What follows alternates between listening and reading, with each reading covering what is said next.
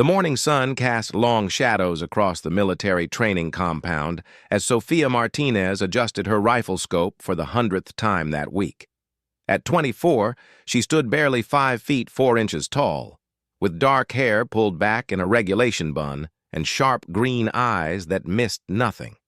The other soldiers in her unit called her Little Sophia, behind her back, though never to her face. They thought she was too small, too quiet, and definitely too young to be taken seriously as a sniper. Sophia had grown up on a ranch in Montana, where her grandfather taught her to shoot tin cans off fence posts when she was 8 years old. By 12, she could hit a prairie dog at 300 yards with an old hunting rifle. By 16, she was outshotting grown men at local competitions. But here at Fort Campbell, none of that seemed to matter. "Hey, Martinez!" Sergeant Rick Thompson called out as he approached her position. Thompson was a big man with thick arms and a thick head to match. He had been in the Army for 12 years and believed women belonged in support roles, not on the front lines with a rifle. "You done playing with that toy gun yet? We got real work to do." Sophia looked up from her Barrett M82 rifle, a .50 caliber weapon that weighed nearly 30 pounds. She had been practicing with it every day for 6 months, learning its weight, its balance, the way it kicked against her shoulder. Most of the men in her unit struggled with the heavy rifle, but Sophia handled it like it was part of her body. "Just finishing up my practice session, Sergeant," she replied calmly. Thompson laughed, a harsh sound that echoed across the range. "Practice all you want, sweetheart. When the real shooting starts, you'll be back at base camp making coffee for the real soldiers." Several other soldiers gathered around, drawn by Thompson's loud voice. There was Marcus Williams, a tall black man from Detroit who had scored expert marksman in basic training. Next to him stood Jake Morrison, a red-headed farm boy from Iowa who could shoot the eye out of a squirrel at 200 yards. Behind them were half a dozen other soldiers, all watching the exchange with interest. "I heard she can't even hit the broadside of a barn," Williams said with a smirk. "My little sister could probably outshoot her," added Morrison. Sophia felt her jaw tighten, but she kept her voice level. "Would you like to see my range scores?" "Sergeant," Thompson waved his hand dismissively. "Range scores don't mean nothing in the real world, Martinez. Out there, when bullets are flying and people are dying, you need more than just good aim. You need strength. You need nerves. You need balls." "Last I checked, good shooting was about steady hands and clear thinking, not anatomy," Sophia replied. The gathered soldiers laughed, but not with her. They were laughing at what they saw as a smart mouth from someone who hadn't proven herself yet. Captain James Rodriguez appeared at the edge of the group, his weathered face stern as he surveyed the scene. Rodriguez was a decorated veteran with 3 tours in Afghanistan under his belt. He had seen plenty of soldiers come and go, and he knew talent when he saw it. But even he had his doubts about Sophia. "What's going on here?" Rodriguez asked. "Just explaining some facts of life to the new girl, Captain," Thompson said, "making sure she understands what she's gotten herself into." Rodriguez looked at Sophia, who stood straight and tall despite being surrounded by men who towered over her. "And what do you think about these facts of life, Martinez?" "I think actions speak louder than words, sir," Sophia replied. "Is that so?" Rodriguez rubbed his chin thoughtfully. "Well, we'll see about that soon enough. We're shipping out to Afghanistan in 2 months. That'll be your chance to prove whether you belong here or not." As the group dispersed, Sophia returned to her rifle. She loaded a fresh magazine and settled into position behind the scope. The target was 800 yards away, a difficult shot even for experienced snipers. She controlled her breathing, felt her heartbeat slow, and gently squeezed the trigger. The bullet struck dead center. She fired 4 more rounds, each one hitting within an inch of the first. When she lowered the rifle, she noticed Captain Rodriguez still standing nearby, watching. "Nice shooting, Martinez," he said quietly. But Thompson's not entirely wrong. Combat is different from the range. Are you ready for that? Sophia met his gaze steadily. I guess we'll find out, sir. The weeks that followed were filled with intensive training. The unit practiced urban combat scenarios, mountain warfare, and long-range reconnaissance missions. Sophia excelled in every exercise, but the mockery continued. The other soldiers seemed determined to find fault with everything she did. When she scored higher on the physical fitness test than half the men in the unit, Thompson claimed the standards were too easy.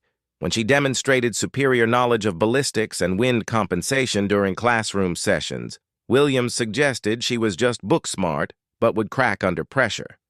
When she outperformed everyone during a night vision shooting exercise, Morrison said it was beginner's luck. The worst incident came during a field training exercise in the mountains of Tennessee. The unit was practicing long-range surveillance when Sophia spotted enemy movement that the others had missed. She called it in over the radio, but Thompson dismissed her report. Probably just shadows, he told the unit commander. Martinez gets spooked by everything. 20 minutes later, the enemy forces overran their position during the war game. The unit commander was furious, especially when he learned that Sophia had correctly identified the threat early enough to prevent the attack. Why didn't you insist on your report, Martinez? The commander demanded during the after-action review. I did report it, sir, Sophia replied. Sergeant Thompson chose not to act on the intelligence. Thompson's face turned red. She's lying, sir. She never said nothing about enemy movement. But the radio recordings told a different story. Sophia's clear, calm voice could be heard giving precise coordinates and troop estimates. Thompson's dismissive response was also clearly recorded. The commander relieved Thompson of his team leader position on the spot, but the damage to unit morale was done. Now the other soldiers not only saw Sophia as an outsider, but as someone who would get them in trouble with command. Great job, snitch, Williams muttered as they packed up their equipment. Now we gotta watch our backs from our own people, Morrison added. Sophia said nothing. She had learned long ago that defending herself only made things worse. Better to let her actions speak for her, even if no one was listening yet. 3 days before deployment, the unit received their final briefings. They would be stationed at Forward Operating Base Chapman in eastern Afghanistan, near the Pakistani border. Their mission was to provide overwatch and long-range support for convoy operations and village patrols. It was dangerous work in hostile territory, and everyone knew that some of them might not be coming home. That evening, Sophia sat alone in the mess hall, reviewing topographical maps of their operational area.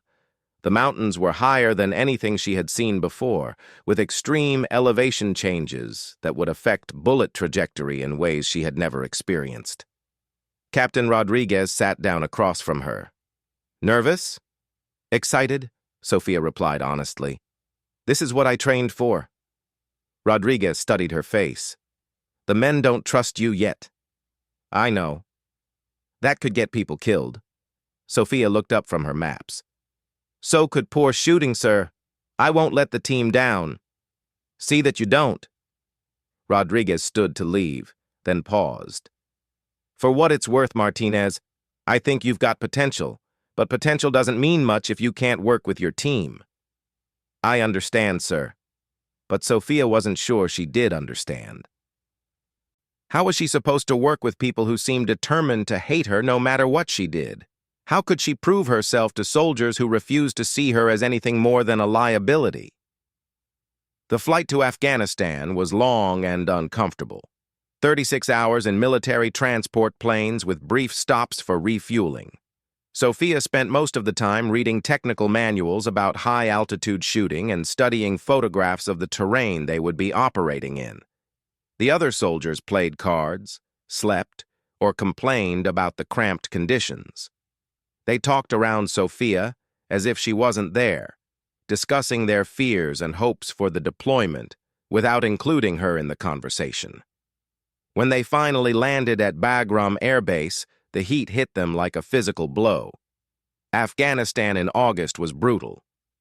with temperatures reaching over 100 degrees during the day. The air was thin at the high altitude, making every breath an effort.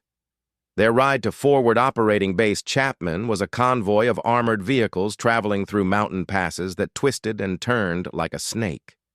Sophia pressed her face to the window, studying the terrain. These mountains were unlike anything in Montana. The peaks rose almost straight up from narrow valleys, creating countless hiding places for enemy fighters. At Chapman, they were briefed by Major Patricia Walsh, a tough woman in her 40s who commanded the base's reconnaissance operations. Walsh had been in Afghanistan for 8 months and had seen plenty of new units arrive full of confidence and leave humbled by the realities of mountain warfare. "This isn't the shooting range back home," Walsh told them bluntly. "The enemy knows these mountains like you know your hometown. They can hide in places you'd never think to look and hit you from ranges you'd never think possible. Your job is to be better than them at their own game." She assigned teams and sectors. Sophia was placed with Thompson's replacement, Staff Sergeant Maria Vasquez, an experienced sniper from Texas who had 3 confirmed kills during her previous deployment.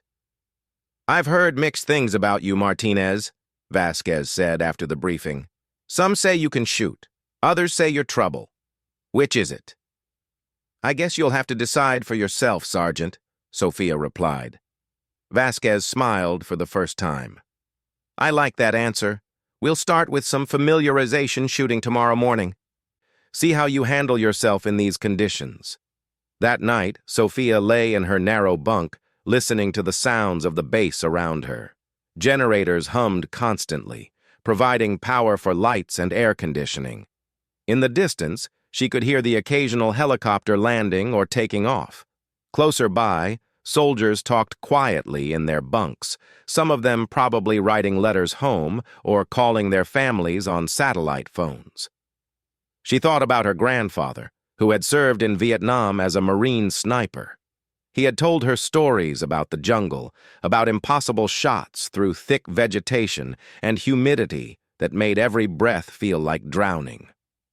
Before she left for Afghanistan, he had given her his old shooting journal, filled with notes about wind conditions and bullet drop at various ranges. "The mountains will teach you things no instructor ever could," he had told her. "Listen to them, respect them, and always remember that confidence and cocky are 2 different things." The next morning, Sophia reported to the shooting range before dawn. The air was cool and still, perfect conditions for long-range work. Vasquez was already there, setting up targets at various distances. "We'll start at 600 yards and work our way out," Vasquez explained. "I want to see how you handle the altitude and the different light conditions." Sophia loaded her rifle and settled into position. The target looked smaller than it should have at that distance, an illusion created by the thin air and bright sunlight. She adjusted her scope and took her first shot. The bullet struck low and to the right. "Elevation and wind," Vasquez observed. "Try again." Sophia made her corrections and fired again. This time, the bullet hit just outside the bullseye. "Better. What did you learn?" "The air is thinner than I expected," Sophia replied. "Less resistance to the bullet, but also less predictable wind patterns. And the light is different, too. Sharper shadows, more heat distortion." "Good. Now try the 800-yard target."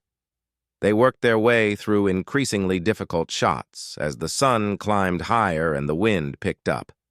By noon, Sophia was consistently hitting targets out to 1,200 yards, despite conditions that would challenge even experienced snipers. "Not bad for your first morning," Vasquez admitted as they packed up their equipment. "You've got good instincts and you adjust quickly. That's important out here." It was the first positive feedback Sophia had received from a fellow soldier in months. That afternoon brought their first mission briefing. Intelligence had identified a suspected Taliban weapons cache in a village 15 miles south of the base. A patrol would move in to investigate while sniper teams provided overwatch from the surrounding hills. "Martinez, you're with me on Overwatch 2, Vasquez announced. We'll be positioned on Hill 247, covering the eastern approach to the village. Thompson, who had been demoted but was still part of the unit, spoke up. You sure about that, Sergeant? Maybe Martinez should stay back on this one. Learn the ropes. I'm sure, Vasquez replied firmly. Martinez shoots better than half this unit already. She's earned her spot. The mission was scheduled for the next morning, giving them time to study maps and prepare equipment. Sophia spent the evening cleaning her rifle and checking her gear. Everything had to be perfect. This would be her first real test, and she knew the other soldiers would be watching for any sign of weakness or failure. Williams approached her as she worked. Hope you're ready for this, Martinez. Out there, mistakes get people killed. I'm ready, Sophia replied without looking up from her rifle. We'll see, Williams said. We'll see. The pre-dawn darkness felt alive with tension as Sophia and Sergeant Vasquez made their final equipment checks. Their packs were loaded with enough ammunition and supplies for a 3-day mission, though they hoped to be back at base by nightfall. The Barrett M82 rifle felt familiar in Sophia's hands now, its weight distributed perfectly across her shoulder and back. Remember, we're not here to be heroes, Vasquez said quietly as they joined the other teams for final briefing. Our job is to watch, report, and provide cover if the patrol runs into trouble. Nothing more. Major Walsh stood before the assembled soldiers in the dim light of the briefing room. Behind her, a large map showed the target village and surrounding terrain. Red marks indicated known enemy positions from previous reconnaissance missions. Intelligence suggests this village is being used as a weapons storage and distribution point, Walsh explained. The patrol will move in from the west while 3 sniper teams establish overwatch positions. Team 1 takes Hill 198 to the north. Team 2 takes Hill 247 to the east, and Team 3 takes Hill 301 to the south. She pointed to each position on the map. These hills give overlapping fields of fire covering all approaches to the village. If our patrol encounters resistance, you provide suppressive fire and extraction support. Captain Rodriguez stepped forward. Weather forecast shows clear skies but increasing wind from the southwest as the day progresses. Temperatures will climb to over 90 degrees by midday. These factors will affect your shooting, especially at extended ranges. Sophia studied the map intently. Hill 247 was approximately 2 miles from the village, with several smaller peaks and ridges between their position and the target area. The maximum engagement distance would be around 1,500 meters. Well within range of her rifle, but challenging enough to require careful calculation. Questions? Major Walsh asked. Thompson raised his hand. Ma'am, what's the rules of engagement? If we see armed individuals in the village, do we engage? Negative. You engage only if the patrol comes under direct fire and requests support. This is a reconnaissance mission, not a combat operation. We need intelligence, not a firefight. The teams loaded into helicopters just as the first hint of dawn appeared on the eastern horizon. The flight to their insertion point took 20 minutes, following valleys and ridges to avoid known anti-aircraft positions. Sophia watched the landscape roll by below, noting landmarks and potential escape routes. Hill 247 was a steep, rocky outcropping that required a 40-minute climb to reach the observation position. By the time they reached the crest, both women were breathing hard in the thin air. But the view was spectacular and tactically perfect. From their position, they could see the target village spread out in the valley below. It was larger than the intelligence photos had suggested, with perhaps 50 buildings clustered around a central market area. Smoke rose from cooking fires, and they could already see people moving about their morning routines. Good sight lines, Vasquez observed as she set up her spotting scope. We can see the main road, the market square, and most of the side streets. Sophia was already positioning her rifle, calculating angles and distances. The village was 1,400 meters away at the closest point, 1,800 meters at the farthest. Between their position and the target, She could see heat distortion starting to build as the sun climbed higher. "Wind's picking up from the southwest, just like they predicted," she reported after checking her wind gauge. "About 8 miles per hour, gusting to 12. They settled in to wait. The patrol wouldn't begin their approach for another 2 hours, giving the sniper teams time to establish their positions and begin surveillance. Sophia used the time to range various targets throughout the village, noting the distances and angles in her shooting log. At 0800 hours, the patrol reported they were beginning their approach. Through their scopes, the sniper teams could see 8 soldiers moving carefully along the main road into the village. They were dressed in full combat gear but trying to appear casual, as if conducting a routine patrol rather than a targeted investigation. "Patrol Alpha, this is Overwatch 2, Vasquez spoke into her radio. "We have visual on your approach. Village appears quiet, normal civilian activity. Copy Overwatch 2. Beginning building-to-building search now." Sophia watched through her scope as the patrol split into 2 teams and began systematically checking the buildings on their list. The civilians in the village seemed unconcerned, going about their business as if armed American soldiers were a common sight. For the first hour, nothing unusual happened. The patrol searched 6 buildings without finding anything significant. The villagers were cooperative but not particularly helpful, claiming to know nothing about weapons caches or Taliban activity. Then Williams's voice crackled over the radio from Hill 198. "All stations, this is Overwatch 1. I've got movement on the ridgeline approximately 2 kilometers north of the village. Count 4 individuals with what appear to be weapons."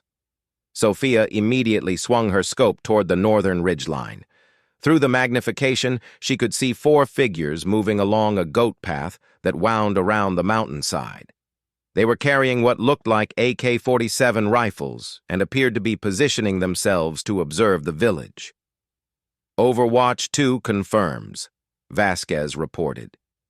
4 armed individuals moving into Overwatch positions north of target. "Are they moving to engage the patrol?" Captain Rodriguez's voice came through the radio from base command. "Negative," Williams replied. "They appear to be conducting surveillance, same as us." The situation was becoming more complex by the minute. The Taliban fighters, for that's almost certainly what they were, weren't moving to attack the patrol directly. Instead, they seemed to be watching and waiting, perhaps planning an ambush for when the Americans tried to leave the village. "Patrol Alpha, be advised you may have hostile observation from the north," Rodriguez transmitted. "Recommend you complete your search quickly and prepare for extraction." But as the patrol moved to their 7th target building, everything changed. The building was larger than the others, a 2-story structure on the eastern edge of the village. As the soldiers approached, 3 men suddenly burst from the rear door and began running toward the hills. One of them was carrying what appeared to be a rocket-propelled grenade launcher. "Patrol Alpha, you've got runners heading east," Vasquez called out. "One appears to be carrying an RPG." The patrol leader made a split-second decision. "In pursuit. Overwatch teams provide covering fire if they turn to engage." What happened next tested everyone's training and nerves. As the American soldiers gave chase, more armed men began appearing from various buildings throughout the village. It wasn't a weapons cache they had stumbled onto. It was a Taliban meeting of some kind. "Multiple hostiles emerging from buildings!" Morrison's voice from Hill 301 was tight with adrenaline. "Count at least 12 armed individuals." The situation was rapidly spiraling out of control. The patrol found themselves surrounded in the village square, with hostile forces on all sides and more Taliban fighters moving in from the northern ridge. "All Overwatch stations, this is Patrol Alpha." The patrol leader's voice was calm but urgent.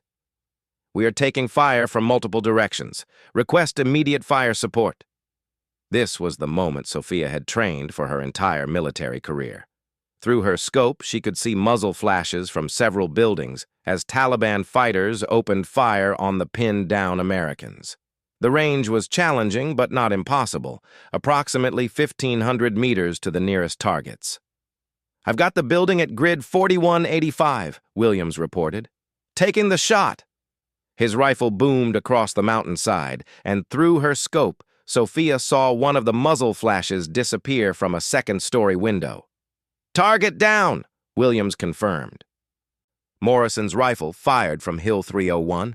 "Got the shooter in the blue building." Now it was Sophia's turn. She had identified a Taliban fighter in a rooftop position who was firing down into the courtyard where the American patrol was taking cover. The man was partially concealed behind a low wall, making him a difficult target even under ideal conditions. "Taking the shot on the rooftop position, northwest corner of the market building," Sophia called out. She settled into her shooting position, feeling her heart rate slow as her training took over. The target was 1,600 meters away, shooting downhill at approximately a 15-degree angle. The wind had picked up to nearly 20 miles per hour, and heat distortion was creating wavy lines in her scope image. Sophia made her calculations quickly but carefully. Wind compensation, bullet drop, angle correction, heat distortion, all of it had to be perfect on the first shot. There wouldn't be time for a second attempt if the Taliban fighter spotted her muzzle flash. She controlled her breathing, felt her pulse steady, and gently squeezed the trigger. The Barrett's massive .50 caliber round covered the 1,600 meters in just over 2 seconds. Through her scope, Sophia saw the Taliban fighter suddenly drop behind the wall and disappear from view. "Target neutralized," she reported. But the fight was far from over. More Taliban fighters were moving into positions throughout the village, and the patrol was still pinned down with limited ammunition and no clear escape route. "Patrol Alpha, what's your status?" Rodriguez's voice cut through the radio chatter. "We're trapped in the market square," the patrol leader replied, "taking heavy fire from at least 3 directions. We need extraction support now." The Taliban fighters on the northern ridge were also moving closer, trying to get into position to attack the patrol from behind. Williams engaged them with long-range fire, but there were too many targets for the 3 sniper teams to handle effectively. "All stations, this is base command," Rodriguez transmitted. "Air support is inbound. ETA 15 minutes. Hold your positions and keep the patrol covered." 15 minutes felt like a lifetime when people were shooting at you. Sophia continued to engage targets as they appeared, her rifle speaking with deadly precision every few minutes. Each shot had to count. They were limited on ammunition and couldn't afford to waste rounds on uncertain targets. Through her scope, she watched the patrol leader trying to organize his men for a breakout attempt. They were outnumbered at least 3-1, but they were better trained and better equipped than their Taliban adversaries. The key was giving them enough covering fire to reach a defensible position. "Overwatch 2, can you take out the machine gun position in the yellow building?" the patrol leader requested. "It's got us pinned down." Sophia swung her scope to the yellow building and immediately spotted the problem. A Taliban fighter had set up a PKM machine gun in a second-story window and was raking the courtyard with sustained fire. The Americans couldn't move as long as that gun was in action. The shot was even more challenging than her previous targets. The machine gunner was partially concealed by the window frame, and the angle required shooting through a narrow opening. One mistake would alert the gunner to her position and possibly get the patrol killed. "I see him," Sophia confirmed. "Stand by." She studied the target for long seconds, watching the gunner's pattern of fire. He would fire a burst, duck below the window for a few seconds to let the barrel cool, then pop back up and fire again. She would have perhaps 3 seconds when he was exposed. The machine gun fired another burst, then the gunner ducked down. Sophia tracked her rifle to where she expected him to reappear and held her breath. When the gunner popped up again, Sophia was ready. Her shot took him in the center of the chest, and the machine gun fell silent. "Machine gun position neutralized," she reported. "Outstanding shooting," the patrol leader responded. "Moving to the east wall now." But as the patrol made their move, new problems arose. The Taliban fighters from the northern ridge had worked their way close enough to the village to start shooting at the American positions. Worse, One of them appeared to have a sniper rifle of his own. Morrison's voice came over the radio, tight with pain.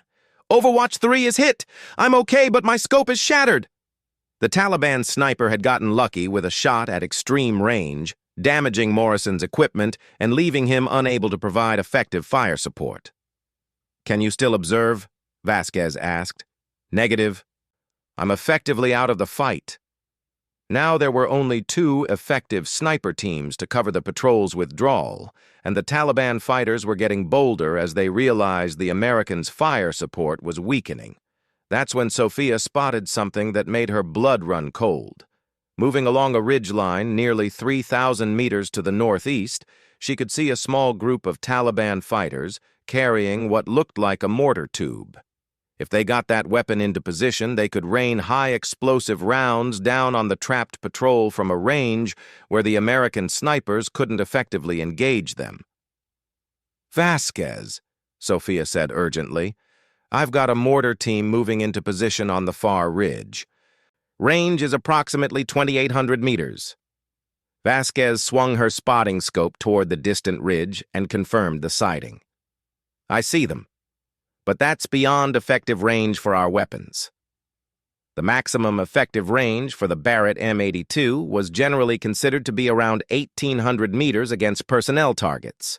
Beyond that, factors like bullet drop, wind drift, and atmospheric conditions made accurate shooting extremely difficult even for expert marksmen. But Sophia was studying the target through her scope, her mind racing through calculations. The wind was steady now from the southwest at about 15 miles per hour. The temperature was rising, creating more heat distortion, but also lowering air density. The angle was nearly straight across, minimizing elevation complications. "I think I can make the shot," she said quietly. Vasquez looked at her sharply. "Martinez, that's nearly 3,000 meters. No one makes that shot under combat conditions." "The patrol needs those mortars taken out," Sophia replied, still studying the distant targets. "If I don't try, they're going to die." Through her scope, she could see the mortar teams setting up their weapon. They were working quickly but methodically, clearly experienced in their deadly trade. In a few more minutes, they would be ready to start dropping rounds on the Americans below. "Your call," Vasquez said after a moment. "But you only get one shot before they spot our position." Sophia knew the sergeant was right. At that range, her muzzle flash would be visible to anyone watching, and the sound delay would give away their approximate location. If she missed, the Taliban would know exactly where they were, and probably call in their own fire support. But looking down at the village below, watching the American patrol fighting for their lives against overwhelming odds, Sophia knew she had to try. This was why she had trained so hard, why she had endured the mockery and doubt of her fellow soldiers, for this moment, when everything depended on making an impossible shot. She began her calculations, factoring in every variable she could think of: wind speed and direction, air temperature and humidity, target movement, atmospheric pressure, even the rotation of the Earth at their latitude. The Taliban mortar team was moving slowly but steadily as they set up their weapon, giving her a narrow window of opportunity. "Range 2,796 meters, she announced, reading the laser rangefinder. "Wind 15 miles per hour from 240 degrees. Target is setting up mortar in approximately 30 seconds. Vasquez watched through her spotting scope as Sophia made minute adjustments to her rifle scope. The shot would require holding over the target by several feet and leading them by even more to compensate for wind drift.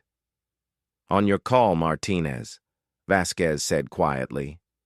Sophia settled into her final shooting position, feeling the familiar calm that came over her whenever she was behind the rifle. All the noise and chaos of the battle below seemed to fade away. There was just her, the rifle, and a target nearly 3 kilometers away. She controlled her breathing and waited for the perfect moment between heartbeats. The Taliban fighter bent over the mortar was stationary for just an instant as he made a final adjustment to the weapon. Sophia squeezed the trigger. The massive .50 caliber bullet left Sophia's rifle at nearly 3,000 feet per second, beginning its long arc through the thin Afghan air. For what felt like an eternity but was actually only 4 seconds, the round traveled across mountains and valleys, fighting wind and gravity with every meter of its journey. Sophia kept her scope trained on the distant target, watching through the heat distortion as the Taliban mortar team continued their setup. The fighter she had aimed at was still bent over the mortar tube, making final adjustments that would allow them to rain death down on the trapped American patrol. Then, at exactly 2,696 meters from where Sophia lay, the bullet found its mark. Through her scope, Sophia saw the man suddenly snap backward and collapse. The other members of the mortar team looked around in confusion, clearly unable to understand what had happened. The sound of Sophia's rifle shot wouldn't reach them for another 8 seconds, and even then they would have no idea where it had come from. "Target down," Sophia reported, her voice steady despite the adrenaline coursing through her veins. "Mortar team is neutralized." Vasquez was staring through her spotting scope in disbelief. In 12 years as a sniper, she had never seen a shot like that. The distance alone was incredible. But to make it under combat conditions, with lives hanging in the balance, was something she had thought impossible. "Confirm that hit," Vasquez said, needing to be absolutely certain of what she had just witnessed. "Confirmed," Sophia replied. "Primary target is down. Remaining team members are scattering." Down in the village, the effect was immediate. Without the threat of mortar fire, the patrol leader was able to organize his men for a fighting withdrawal toward their extraction point.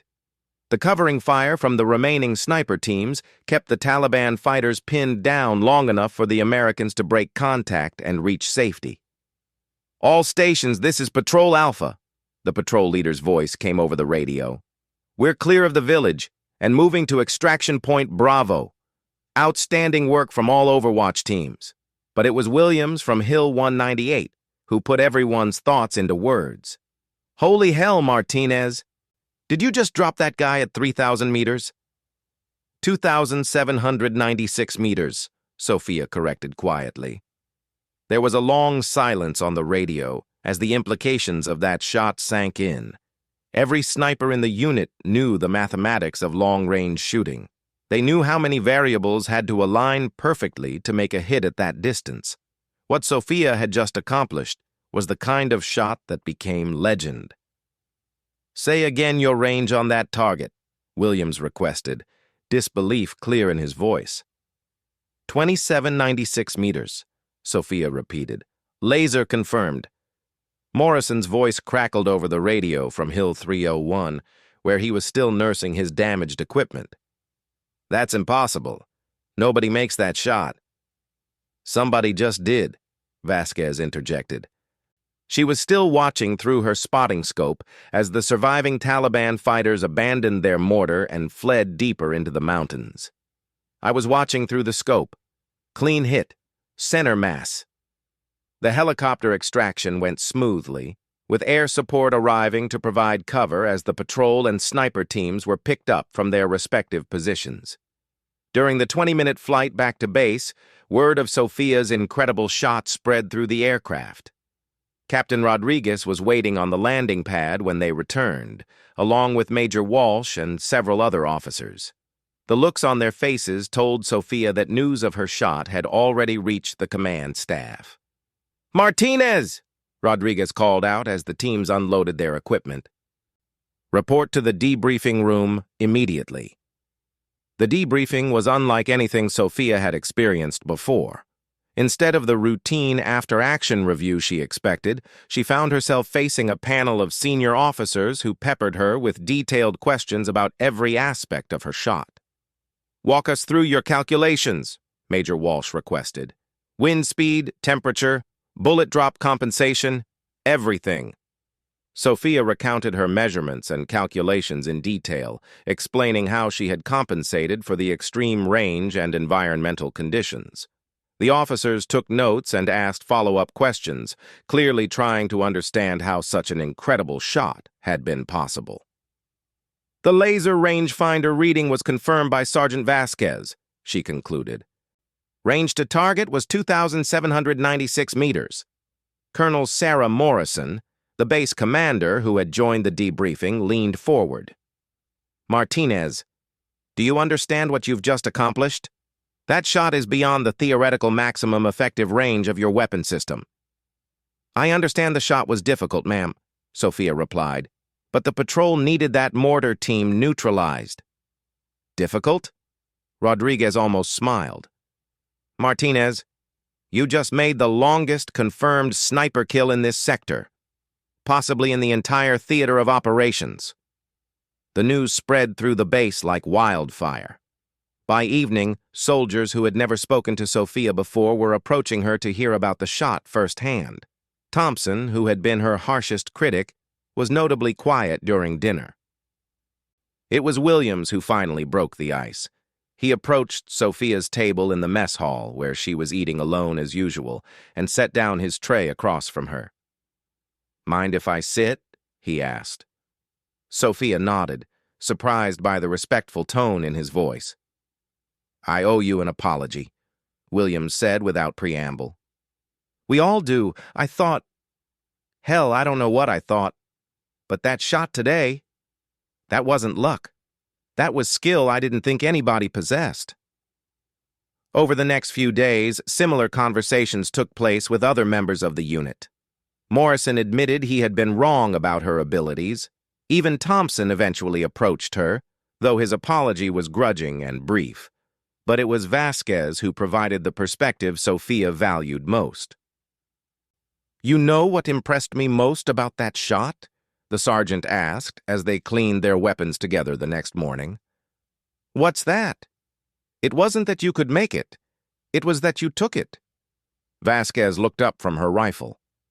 A lot of snipers would have said the range was too extreme, the conditions too difficult. They would have played it safe. But you saw what needed to be done, and you did it. 3 days later, they received word that the shot had attracted attention all the way up the chain of command. A ballistics team was being sent to verify the distance and investigate the technical aspects of the engagement. More importantly, Sophia had been recommended for the Bronze Star Medal for her actions. The ballistics team consisted of 2 experienced snipers from Special Operations Command and a civilian expert from the Army's sniper school. They spent an entire day at Hill 247 using precision GPS equipment to measure the exact distance from Sophia's firing position to where the Taliban fighter had fallen. 2,796.3 meters, the team leader announced after completing their measurements. Confirmed and verified. But the investigation revealed something even more remarkable. When the team examined the environmental conditions that had existed during the engagement, they determined that Sophia's shot had actually been more difficult than initially thought. The wind patterns in this valley create complex air currents, the civilian expert explained. Add in the heat distortion, the angle of engagement, and the fact that this was a combat situation with multiple stress factors, and what Private Martinez accomplished borders on the impossible. The expert's report would later become required reading at the Army's sniper school, used as an example of how proper training and mental discipline could overcome seemingly insurmountable obstacles. When the Bronze Star recommendation was approved, the ceremony took place at Bagram Air Base with representatives from throughout the regional command in attendance. Sophia's grandfather flew in from Montana for the occasion, his old Marine dress uniform still fitting perfectly despite his 78 years. Your grandmother would have been so proud, he told her after the ceremony. She always said you had something special. But perhaps the most meaningful moment came when Sophia returned to her unit after the ceremony. The soldiers who had once mocked her now looked at her with genuine respect. They asked for her advice on shooting techniques and sought her opinion during tactical planning sessions. Thompson approached her one evening as she was conducting a training session for some of the newer soldiers. Martinez, he said, his voice awkward but sincere. I was wrong about you. I let my own prejudices cloud my judgment, and I'm sorry for that." "We all make mistakes, Sergeant," Sophia replied. "What matters is what we learn from them." The months that followed brought additional missions, each one building on the reputation Sophia had established with that single extraordinary shot. She became the unit's primary long-range specialist, called upon whenever a target required extreme precision at extended distances. But success brought new challenges. Other units began requesting her services, and there was talk of transferring her to a specialized sniper unit. While she appreciated the recognition, Sophia had grown attached to her current team and the relationships she had built. The decision was made for her when word came down that she had been accepted into the Army's elite sniper instructor program.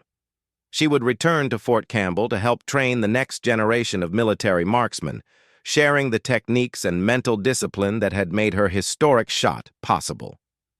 On her last night in Afghanistan, the unit threw a farewell party in the recreation tent. Even the officers attended, an unusual honor for an enlisted soldier. Captain Rodriguez presented her with a custom rifle scope, engraved with the date and distance of her record-breaking shot. "From all of us," he said, "because none of us will ever forget what you accomplished here." Williams stood up and raised his beer. "To Sophia Martinez, who proved that skill and determination matter more than anything else, and who made the longest shot any of us will ever see." The toast was echoed throughout the tent, and Sophia felt a warmth that had nothing to do with the Afghan heat. These soldiers, who had once seen her as a liability, now considered her family. The flight home was bittersweet. Sophia was excited about her new assignment and the opportunity to share her knowledge with other soldiers, but she was leaving behind friendships forged under fire. Afghanistan had tested her in ways she had never imagined, and she had proven herself beyond any doubt. At Fort Campbell, she found that word of her achievement had preceded her. The same instructors who had been skeptical of her abilities during basic training now sought her input on curriculum development. The shooting range where she had once practiced in solitude was renamed the Martinez Precision Range in her honor.